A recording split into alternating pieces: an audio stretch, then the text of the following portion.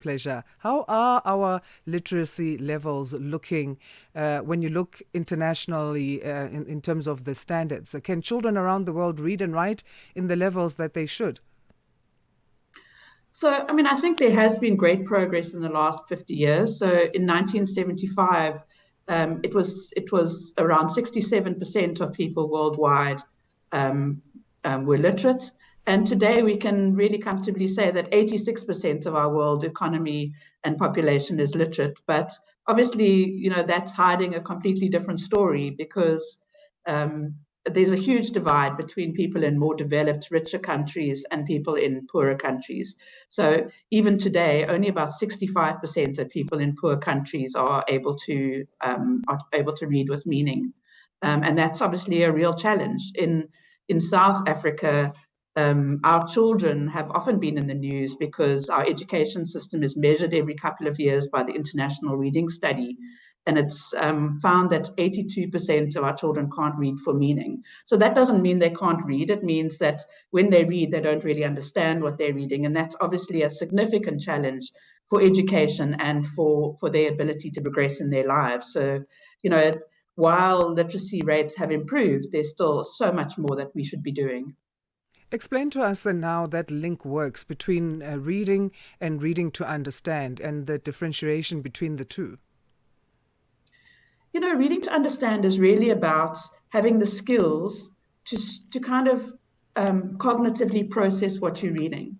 And that is around, can I think critically about what I'm reading? As I'm reading, am I asking myself questions about what is the intended purpose of this text? Mm. Why, what is going to happen next? What has already happened in this text? Where am I? Why did that character say this? Why is this person on the news saying that? So it's about being able to actually answer questions about what you're reading. And obviously, you can't do any education if you can just read the words. You have to be able to really understand what's behind those words.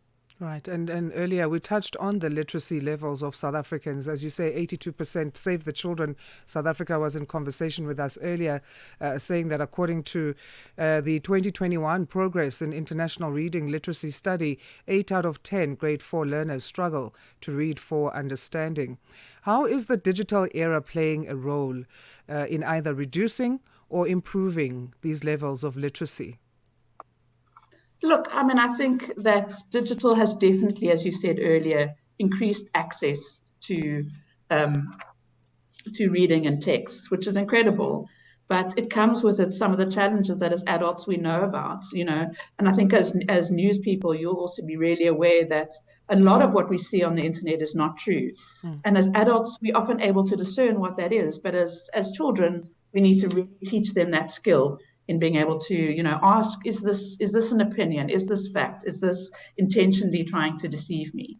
And so those are the skills we need to be bringing into our curriculum and teaching our children as we teach them to learn and grow in the world. But yes, there's incredible benefits. It also, even exposure to any kinds of text means that you enhance your vocabulary, your comprehension is improving, and all of those things. But we definitely see in our schools that access to the wrong kinds of texts can mean that learners are just not writing as well as they used to. Learners are not being able to discern what is appropriate writing for different settings. And so we have to expose them to properly edited texts as well as all of the texts they find online. Yeah, especially these abbreviations these teenagers are using these days. I get confused all the time, especially on social I media. I ask never my know what they're children. saying. Yeah, but I mean that is, children have always spoken in jargon and slang. It's about making sure that they understand that that is not the kinds of the communication you can have every day, and certainly not in the workplace or at school. So we have to teach them to discern what is a credible source, how to evaluate online information, and what's the difference between opinion and fact. And then obviously all of us need to continuously upskill as more of these tools are available. So, I mean, I think what most of us have been grappling with is how can we use AI and generative language tools to be able to support us and make our lives easier. But that means we have to hone our skills in being able to ask really good questions and and give really good instructions. And that's how you get the best out of those tools. So that's something that every single person should be upskilling themselves on. And the great news is that you can ask those tools and they will help you. How would you describe this double marginalization created as a risk by a digital shift on this issue? In what ways does it play itself out? It's interesting because on one level, for sure, there's people in more advantaged communities have more access to tools like laptops and tablets. But there's a pervasive availability of smartphones all the way over Africa. In fact, Africa has got so many more smartphones than really anywhere in the world, and we need to be able to use the tools that are available to our people and our children and really develop content that works for them. At the moment, we're running a huge intervention program in the Northern Cape in collaboration with the Department of Education and UNICEF, and we speak to all those teachers via WhatsApp. And do a whole lot of teacher training that way because those are the tools that are available. And I think as people in Africa, we need to just use what's available to us and what works for us. And then actually we don't get that double marginalization. Today is International Literacy Day. This week is National Book Week. What should people be focusing on? So I think, there's on one level, you need to focus on your own literacy and what you should do. And that's constant upskilling, constantly exposing yourself to really good literature and really good information and talking to other people about it. But then it's about us taking collective responsibility because I think every single person stands to benefit from a world that's more literate and an economy that flourishes because of it. So read to children.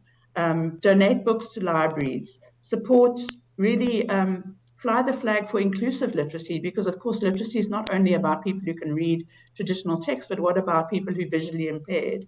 And then also really value our African languages, because that is what we're talking about when we talk about those 8 out of 10 children who can't read for meaning. It's the proficiency in their home language by the time they're 10 years old. And then as businesses, obviously at Oxford, every day is Literacy Day for us. So we, as I mentioned, working on an intervention program in the Northern Cape to really upskill those teachers and being able to deliver literacy in their classrooms. We obviously publish a huge amount of information, and it's really not about publishing anything. It's about publishing the right things at the right level for the right people and in the right context. And that's what we do at Oxford very well and very successfully, and I'm really proud of the work that we've done in African languages. And then, of course, we're also the home of dictionaries, and so we are looking all the time for new words in our home languages across Africa, and making sure that we incorporate and reflect the language as it's spoken by the people.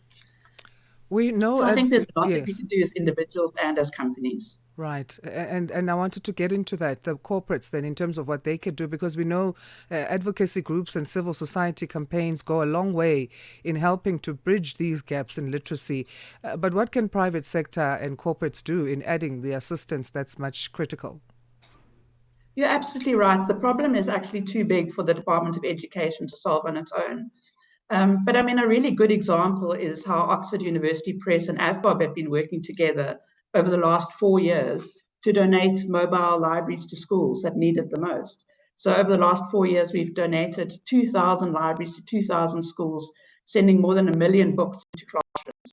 And those are the kinds of partnerships that you can find with like-minded organizations working together to get the right content into the right places. And I would encourage all corporates to think about how they can work together on, supporting big intervention projects. UNICEF and funders are always looking for funding so that we can do the right things, which is researched, pedagogically appropriate programs that are being run on schools. And I think that we need to stop just doing small little things that don't really make a difference, but rather club together to really do things that can create a big impact and change the future of our country. If we could double the reach of reading programs, what change could we realistically expect to see in the world's literacy landscape over, say, the next 2 to 5 years? Look, any intervention is going to bring huge improvements. I think what we have to do is make sure we're doing it at the right level. And I really support what the Department of Basic Education is doing at the moment to really focus on foundational literacy. And they have a really well-researched program looking at how do we actually improve literacy? And they've come across this, what they call a triple cocktail. Mm-hmm. So it's about having the right material, it's about training those teachers, and it's about also providing coaching to those teachers for a couple of years to make sure that they are really able to embed all the literacy skills into the classroom. And I think if we do those kinds of interventions, we have a really good chance of shifting the dial, by at least like 5% over the next 20 years. Karen, thank you so much again for your time and for the work that you are doing at Oxford University Press, South Africa. Thank you so much for having me on.